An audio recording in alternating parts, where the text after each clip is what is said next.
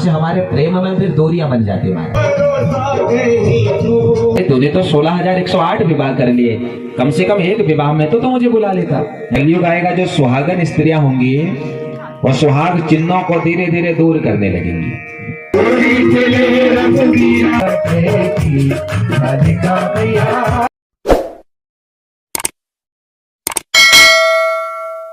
Hello नमस्ते पहले आप सभी को, welcome back to my channel life with Kanchu. I hope आप सब अच्छे होंगे।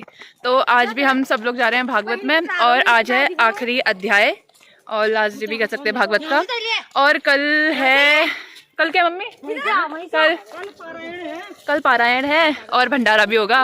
और रास्ता इतना गंदा हो रहा है, बट कोई बात नहीं। हाँ, और बस भंडारा इतना ही ना।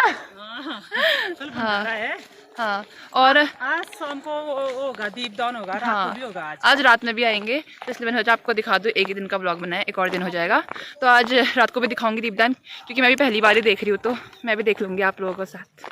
ठीक है, तो अभी हम लोग जा रहे हैं। बाकी तो गाइस हम पहुँच चुके हैं मंदिर, और कथा स्टार्ट भी हो गई है, और हम लेट हो जाते हैं एज ऑलवेज, बट कोई बात नहीं, सीट मिलनी चाहिए बस। ये भी आए हैं भाई, चलो।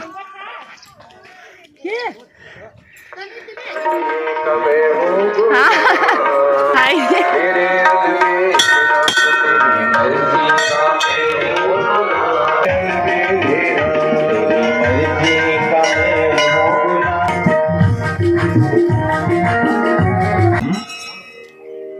उसी से पहला रिश्ता तो यह है, हमारे अर्जुन के भगवान ड्राइवर भी बने अगर होते हैं। तो गाइस यहाँ पे हम तो पहला रिश्ता लगवा दिया ये वाला, अब हम बैठने के लिए जा रहे हैं कथा में। और दूसरा रिश्ता, राग ज्योतिषपुर का राजा बना महाराज, और राजा बनते ही नरकासुर ने संकल्प ले लिया कि जिस नगर में, जिस राज्य में आक्रमण करने जाऊंगा और राजा की जितनी बेटियां होंगी उन सारी की सारी बेटियों का हरण करके ले आऊंगा। और महाराज जब 16,108 राजकुमारियां होंगी तो तब उनका एक साथ उनके साथ विवाह करूंगा।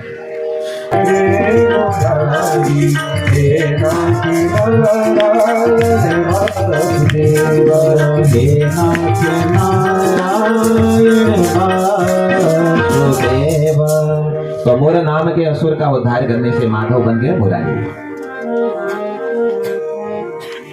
राग ज्योतिषपुर के अंदर भगवानी है। अरे पहले थोड़ा कुछ हो जाता था तो यहाँ से सांप आ जाता था, यहाँ से भालू आ जाता था, शेर आ जाता था। भूतानामनुकं पार्थम त्वाम मिथ्याभिधाम त्यज। अरे ओ द्वारिकाधीश,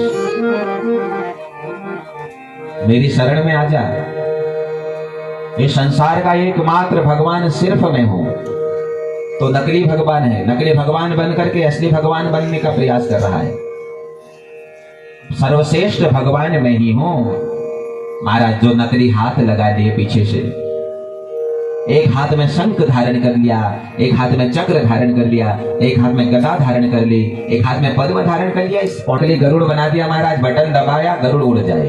ओहो, अब तो जहां जाए महाराज गरुड़ में बैठ करके ही जाए। द्वारिकाधीश को जब मेरी माँ खत भेजा, द्वारिकाधीश ने खत पढ़ा, और खत पढ़ करके द्वारिकाधीश सोचने लगे, अरे बहुरूपीय तो बहुत देखे थे भाई, लेकिन इनके जैसा बहुरूपिया आज तक नहीं देखा। तुरंत भगवान अपने गरुड़ पर बैठे, और गरुड़ पर बैठ करके भगवान अब पौंडरक के पास चले गए, और पौंडरक को देख करके भगवान बड़े प्रसन्न हुए। सोचने लगे, देखो कम से कम इसने अगर मेरा रूप धारण किया होगा तो भैया इसने मेरे हर अंग का चिंतन किया है। मेरे हाथ में शंख है, इसने शंख का चिंतन किया। मेरे हाथ में चक्र है, इसने चक्र का चिंतन किया। मेरे हाथ में गदा है, इसने उस गदा का चिंतन किया। मेरे हाथ में पद्म है, इसने उस पद्म का चिंतन किया। यहां तक तो इसने मेरे गरुड़ का भी चिंतन किया है महाराज। मेरे जैसा बनने का कम से कम इसने प्रयास तो किया। और भगवान ने इस पौंडरक के साथ बड़ा भयंकर युद्ध किया, और अंत में भगवान ने इस पौंडरक का उद्धार कर दिया। बोलो भक्त वत्सल भगवान की जय। सुशीला रोने लगी, महाराज एक समय का भोजन भी मेरे पास नहीं है, एक अन्न का दाना भी मेरे पास नहीं है। भगवान कहने लगे, अरे कैसी बात करती हो तुम? अरे तुम्हारे जो स्वामी है वो द्वारिकाधीश के बचपन के मित्र हैं। अरे इतने बड़े राजा के बचपन के मित्र के घर में इतना बड़ा अकाल। सुशीला ने जैसे सुना, सुशीला के तो कान खड़े हो गए महाराज। इतना कहकर के भगवान चले गए। जैसे ही शाम को सुदामा जी वापस लौटे, जल का पात्र सुशीला ने हाथ में दिया और हाथ में देते ही सुशीला बोल पड़ी, एक बात पूछूं आपसे, झूठ मत बोलना। सुदामा कहते, देवी हम ब्राह्मण हैं, कभी झूठ नहीं बोलते। अच्छा एक बात बताओ, क्या तुम्हारे बचपन के मित्र द्वारिकाधीश हैं? हाथ का गिलास हाथ में ही रह गया। तुझे कैसे पता? अरे अभी कोई ब्राह्मण आए थे, उन्होंने कहा कि तुम्हारे बचपन के मित्र द्वारिकाधीश हैं, जाओ जाकर के उनसे कुछ मांग करके लाओ। और आज तक तुमने क्यों नहीं कहा मेरे से? सुदामा जी कहते, इसीलिए नहीं कहा था तुझसे। मुझे पता था जिस दिन मैं तुझसे कह दूंगा मेरे बचपन का मित्र द्वारिकाधीश है, तो यही बात कहेगी, जाओ उनसे कुछ मांग करके लाओ। सुशीला कहती है, देखो चारों की परीक्षा हमेशा आपत्ति काल में ली जाती है, धीरज, धर्म, मित्र और नारी। तुम्हारे भीतर कितना धीरज है महाराज, ये आज मैंने देख लिया। इतने बड़े राजा के तुम मित्र हो, उसके बाद भी तुमने किसी को बताया नहीं महाराज। धर्म परायण आप हमेशा बने रहे हो, क्योंकि ब्राह्मण का धर्म है किसी से मांगता नहीं है। आज तक आपने किसी से मांगा नहीं, आप धर्म भी आपने निभाया। रही बात नारी की, आपने जिस हाल में मुझको रखा मैं उसी हाल में रही। कभी मैंने आपसे कुछ डिमांड नहीं करी कि मुझको ये ला करके दो, मुझको वो ला करके दो। जैसे तुमने मुझे रखा मैं वैसे ही रही। अब बारी आती है मित्र की। एक बार अपने मित्र के घर चले जाओ, कुछ मांग करके लाओ। सुदामा जी कहते, देवी देखो वो मेरे बचपन का मित्र है, गुरुकुल में पढ़ा हुआ है, हो सकता है कि भूल गया हो। भाई बचपन के मित्रों को ज्यादा याद कहाँ रहती है, हो सकता है भूल गया हो। सुशीला कहती है, जो अपना वास्तविक मित्र होता है वो कभी मित्र को भूलता नहीं है। तुम्हारी याद जरूर होगी उनको। सुदामा जी कहते, मैं मांगने नहीं जाऊंगा उनसे। भाई मेरा मित्र है, भाई मित्र से मांगो क्यों? और जहां से मांगना शुरू हो जाता है सुशीला, वहां से प्रेम में दूरियां बन जाती हैं। हमारे आपस में तभी तक प्रेम रहता है जब तक हम आपसे नहीं मांगते हैं, आप हमसे नहीं मांगते हो। और जहां से हम आपसे मांगने लगे, आप हमसे मांगने लगे हो, वहां से हमारे प्रेम में फिर दूरियां बन जाती है महाराज। एक पड़ोसी दूसरे पड़ोसी से तभी तक कनेक्ट रहता है, तभी तक जुड़ा हुआ रहता है जब पड़ोसी पड़ोसी से कुछ नहीं मांगता। और जहां से पड़ोसी एक बार मांग लेता है, एक बार दे देता है, दूसरी बार मांग लेता है, दूसरी बार दे देता है, तीसरी बार मांगता है तो पड़ोसी लोग, अरे महाराज मना कर देना, रोज तस्या छुदा रखा है, रोज जमा हो। सो प्रभु दीन दयाल ने और नित प्रतिदीनी मोय। महाराज एक मास में तो 2 एकादशियां होती हैं। एक महीने में 2 पक्ष होते हैं, कृष्ण पक्ष और शुक्ल पक्ष, और दोनों पक्षों में एकादशी होती है। और एकादशी के दिन घर में भोजन नहीं बनता है। लेकिन महाराज मैं क्या करूं, मेरे घर में तो रोज एकादशी है भाई। अब जब घर में कुछ होगा नहीं तो कहां से बनाया जाए? रोज एकादशी हमारे घर में चल रही है। चावल की पोटली सुदामा जी के हाथ में पकड़ाई और बगल में चावल की पोटली को धारण करके सुदामा जी अपने घर से निकल पड़े हैं। नगरी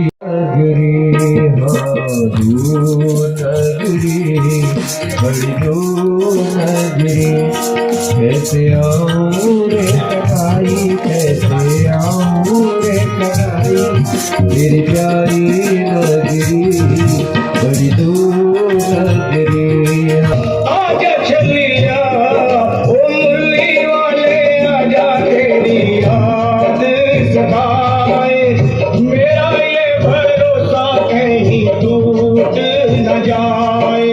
मुरली वाले आजा तेरी याद सताए, मेरा ये भरोसा कहीं टूट न जाए। छुपा कहाँ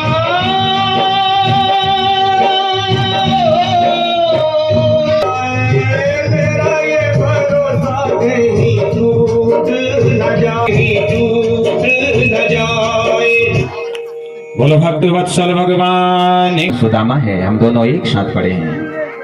द्वारिकाधीश को जब पता चला, महाराज दौड़ करके द्वारिकाधीश ने सुदामा जी को अपने कंठ से लगाया है, और कंठ से लगा करके द्वारिकाधीश, आज अगर उस समय तो मेरे हिस्से के वो चने नहीं खाया होता सुदामा, शायद आज मैं भी निर्धन होता। एक समय की बात है सज्जनों, सुदामा जी ने कहा कितना बड़ा समर्पण है अपने मित्र के प्रति। देखिए, ने कहा मुझे भूख लगी है, लाओ कुछ खाने को दो।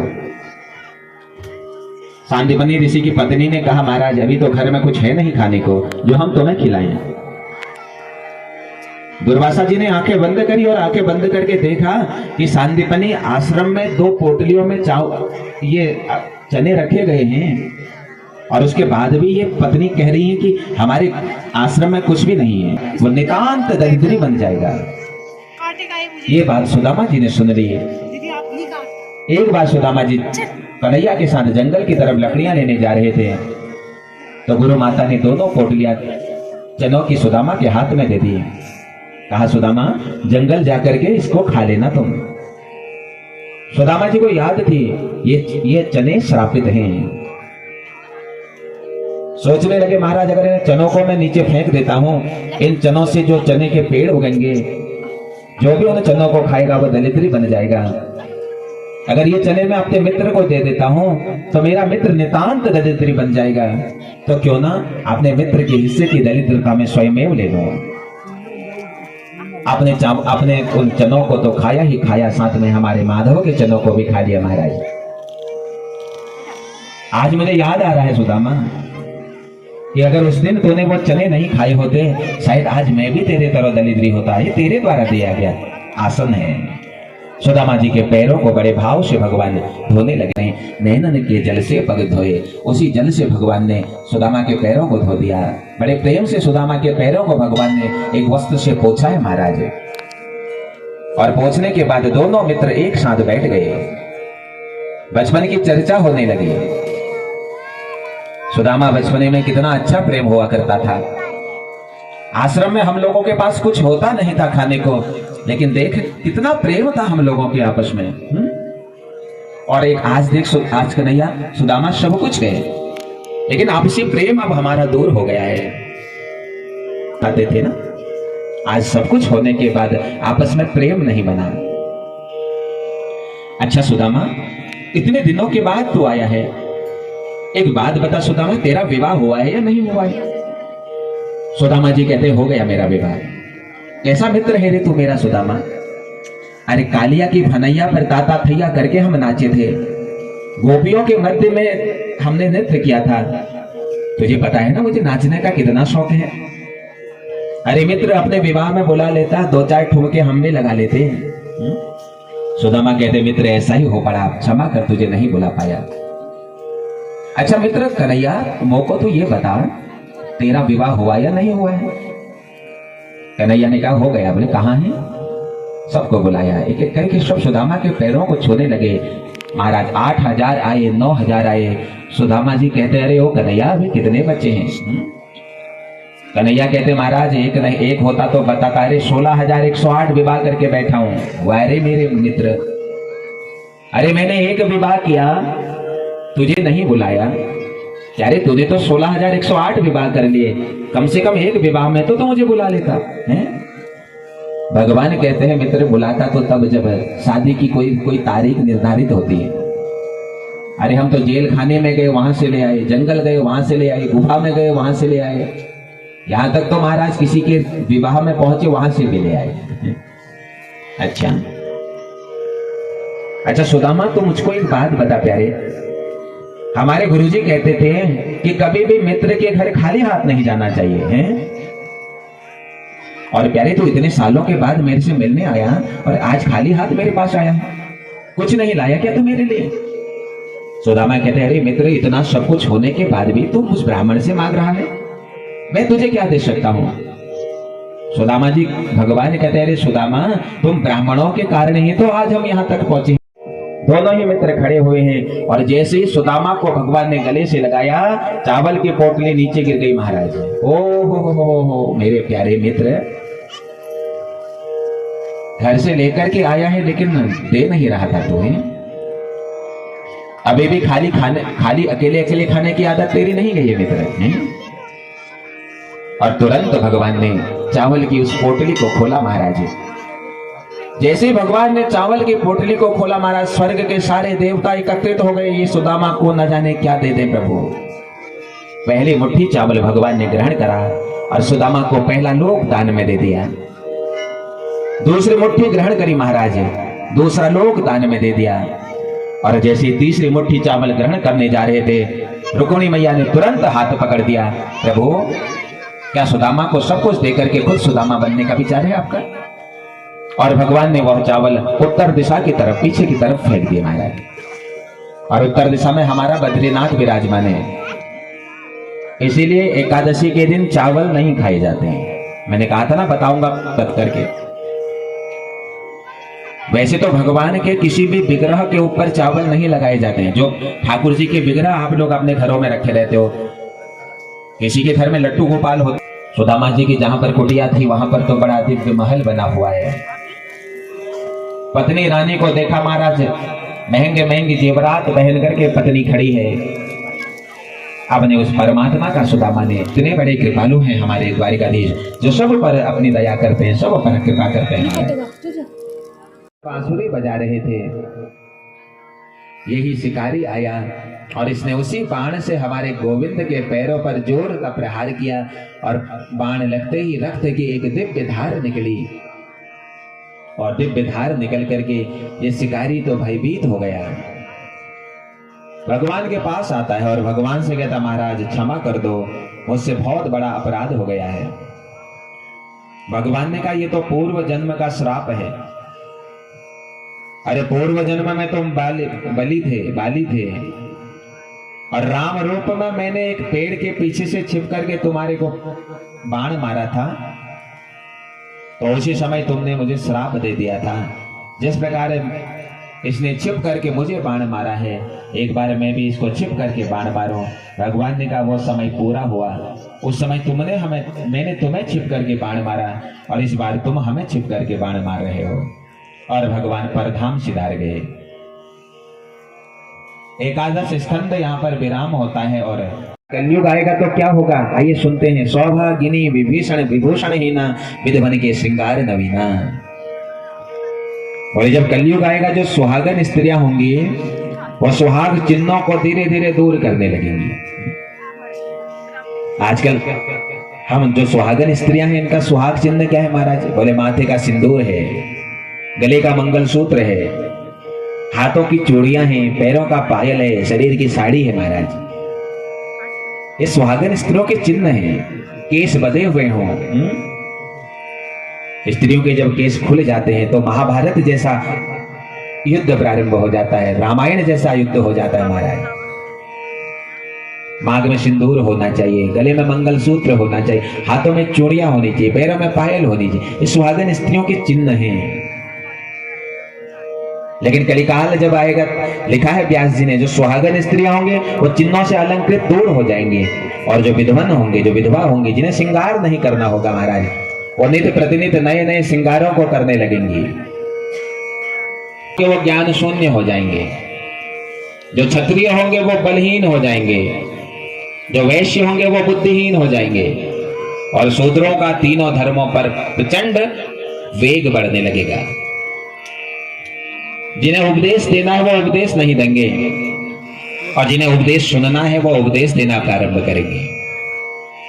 जब ऐसी स्थिति आ जाएगी महाराज, तब चतुर्थ चरण जब प्रारंभ होगा, तो तब धर्म को बचाने के लिए पुनः हमारे गोविंद, हमारे मुरादाबाद के संभल नामक गांव में पंडित विष्णु शर्मा जी के घर में भगवान कलिक रूप में अवतार लेंगे, और यहां से पुनः सतयुग की आरंभता प्रारंभ हो जाएगी। इतना कहने के बाद परीक्षित महाराज बड़े प्रेम से पावन इस कथा को सुन रहे हैं। सुखदेव बाबा भगवान की पावन कथा सुनाते हैं और कहते हैं, परीक्षित, इन विगत 7 दिनों से तुम एक आसन पर बैठ करके श्रीमद् भागवत की पावन कथा को सुन रहे थे। परीक्षित, क्या अब भी तुम्हें मृत्यु का भय सता रहा है? परीक्षित कहते महाराज जब मैं हूं ही नहीं तो मैं मरूंगा कहां से। महाराज संसार में जो इसने मुझे भेजा है वही मुझे अपने पास बुलाएगा, क्योंकि संसार में जो आता है उसको संसार छोड़ करके जाना ही जाना है। भगवान ने कहा मैं सार्थक हो गया कि मैंने तुझे जो कथा सुनाई वह कथा तेरे भीतर उतरी। कथा कराना, कथा सुनना और कथा सुनाना तब सार्थक है जब महाराज वो कथा हमारे भीतर विराजमान हो। आज हम कथा तो जरूर सुनते हैं लेकिन हमारा हृदय कलमश से भरा हुआ है। भैया हृदय में अगर कलमश होगा तो हृदय में गोविंद कहां से आएगा। एक संत बड़े भाव से गाते हैं, हमने आंगन नहीं बुहारा, हमने आंगन नहीं बुहारा, कैसे आएंगे भगवान, कैसे आएंगे भगवान, कैसे आएंगे भगवान, कैसे आएंगे भगवान। हमने आंगन नहीं बुहारा, हमने आंगन नहीं बुहारा, चंचल मन को नहीं संभाला, चंचल मन को नहीं संभाला, कैसे आएंगे भगवान, कैसे आएंगे भगवान। इनका बता जय हो।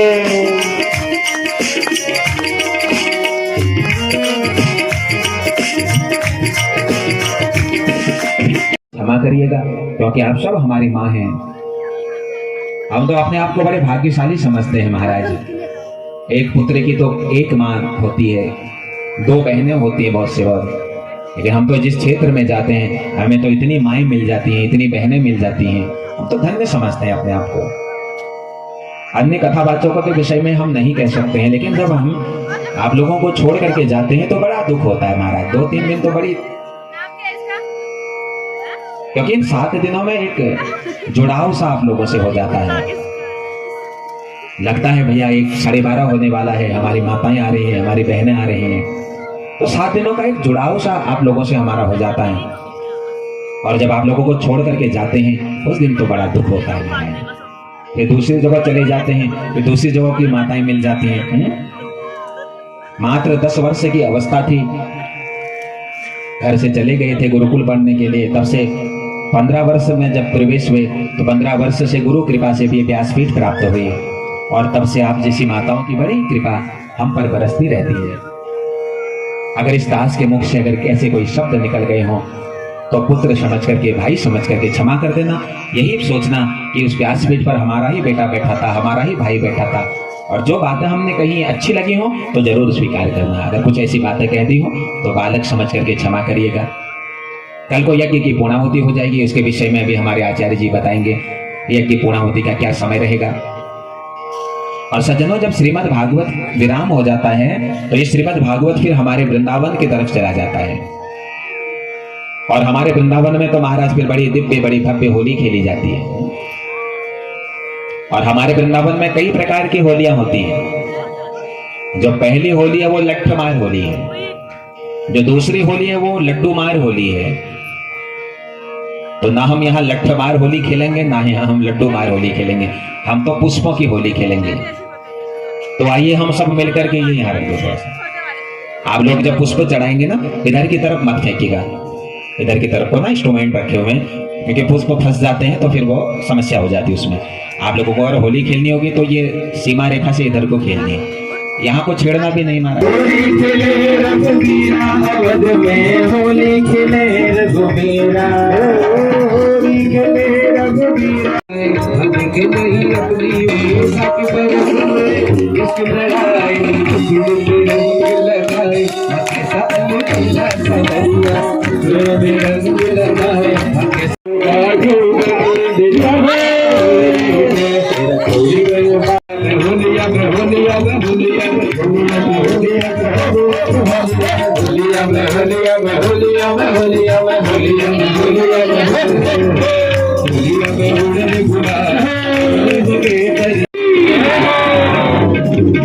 कृष्ण मुरारी आरती कुंज बिहारी की गोधर कृष्ण मुरारी की राधिका प्यारी हुए सबों की तरफा हुए सबों की तरफा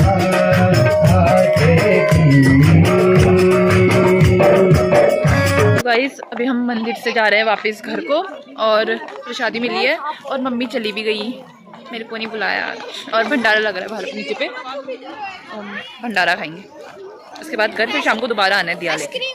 अभी चलते हैं घर। गाइस भंडारा, तो गाइस भंडारा खा के अब हम लोग जा रहे हैं घर को। और आज हमारी बुआ भी आई है यहाँ, हाय बोलो, हाय बोलो, हाय। और अभी हम सब लोग घर को जा रहे हैं वापस। अब फिर हम भी हैं गाइस, ये भी है, हम भी हैं। अब हम शाम को आएंगे 7 तक। मम्मी तो पहले चली गई थी क्योंकि मम्मी को ना घर जाके बहुत काम है, सब्जियां बनानी है, सब्जी बनानी है और दिया बाती सब कुछ रेडी करना है, दिया विया लेके आने क्योंकि हमें शाम को, तो इसलिए अब मैं घर जा रही हूँ। मैं सीधे शाम का ऑन करूँगी ब्लॉग, ठीक है? अब मैं सीधे शाम को, ठीक है?